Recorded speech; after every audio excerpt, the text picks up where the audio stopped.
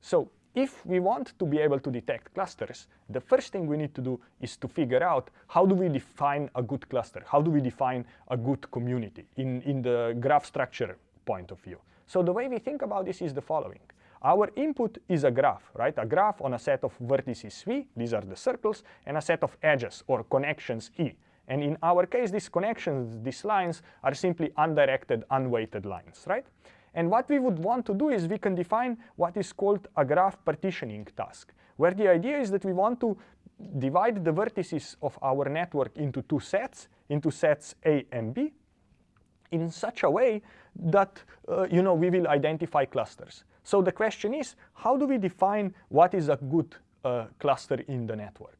The way to think about how do we define a good cluster, I have already implicitly spoken about it, right? So kind of intuitively what we want is to say, what makes a good cluster?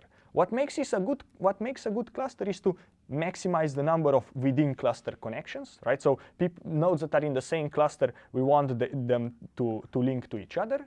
And then we want to minimize the number of connections that go between clusters, right? So we would like to say, if this set of nodes, let's call it A, is a cluster, we want lots of connections between the members of the cluster, and we want few connections to the rest of the network, right? So we want this cluster to be kind of, in an easy way, separated from the rest of the network, right? So this is our set B in this case. So for now, we have a very simple task. We want to take our graph, split it into two pieces, where the piece that we are splitting away has lots of edges between the members of the piece and few connections to the rest of the network. So this way, we now arrive to the first definition of today's module, which we will talk about graph cuts, right? So the idea is that we want to express this cluster quality as a function of what is called the edge cut of the cluster, right? So the idea is that cut is a set of edges with only one endpoint in the cluster. So simply, if I say, what is the cut of a set A? This is simply a summation over all the edges where one endpoint of an edge is in the set A and the other endpoint is in the outside the set A. And I'm summing up together the weights of those edges, right? In our case, we assume that every weight of the edge is 1. So all this is doing is basically counting how many edges are pointing outside the set A. So, for example, if I have this graph here on 6 nodes, and if I think of set A to be this yellow set, then what is the cut score, or what is the cut of this set A? The cut of the set A is 2. Why is that? Because there are two edges, the first black edge and the second black edge, that point outside the set A, right? So one endpoint is in the set, and the other endpoint is outside the set, right? Node number 1 is in the set, and node number 5 is outside. And we have two such edges. So the cut score equals 2. So one option, we already know, for example, based on this, how we would go and identify clusters. The idea would be that I go and find sets of nodes such that are kind of very easy to be cut, right? That their cut score is small, which means I have to cut a small number of edges to separate this set from the rest of the network. The problem, however, with this is that if I use this cut score to find good clusters, I can find kind of uninteresting degenerate solutions. So the problem with the cut score is that it only kind of considers the edges pointing outside the cluster and not the edges inside the cluster. Here's an example, right? I have this graph with where intuitively we think that there are two clusters. There is a cluster of red set of nodes, and there is a cluster of kind of the green set of nodes.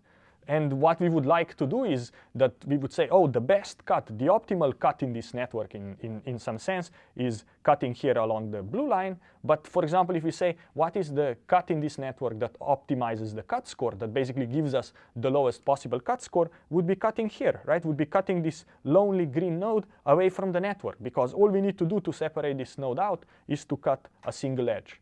What we would like to do intuitively, we would like to cut here where the blue line goes, right? Because we are cutting two edges and kind of nicely split the graph into two pieces. So the question is, how should we modify our cut score definition such that, in some sense, the optimal cut we will find is here in the middle of the graph? The way we do the modification is to realize what are the problems. There are two problems with the cut score. First one is that it only considers kind of external connections to the cluster, only kind of edges pointing outside the cluster. And it doesn't consider internal connections, right? Connections between the members of the cluster. So a fix that helps here is a metric called conductance, right? So conductance is a way to incorporate the connectivity of the group to the rest of the network relative to the internal connectivity of a given group. So the way we will do this is the following. We will define a notion of conductance of a given set A. We denote conductance with the Greek letter phi. And conductance is very simple. All it is doing is to saying, first we count the number of edges where one endpoint is in the set A and the other endpoint is outside the set A. This is nothing else than the cut of the set A, right? We have already defined this. But now we divide the cut by what is called the volume, right? We divide the cut by the volume of set A. And how do we define the volume? Volume is simply the total weight of the edges with at least one endpoint in the set A.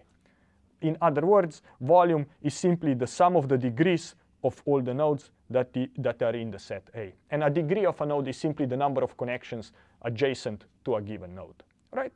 So intuitively what we are doing is we are taking the number of edges that point outside the cluster, this is the cut, and then we divide this by the number of edges that are in some sense inside the cluster plus the edges that point outside, right? And the lower this ratio, the lower the phi, the better the cluster we have found.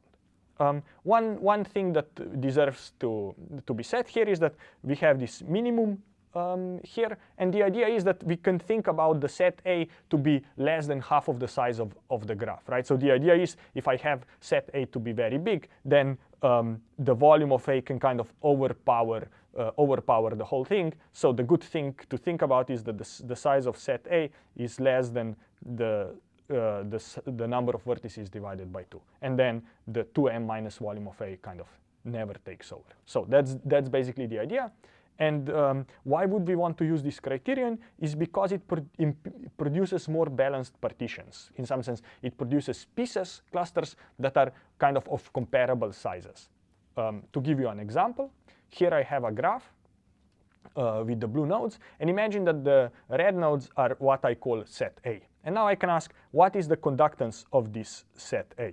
And in the first case, I have two nodes.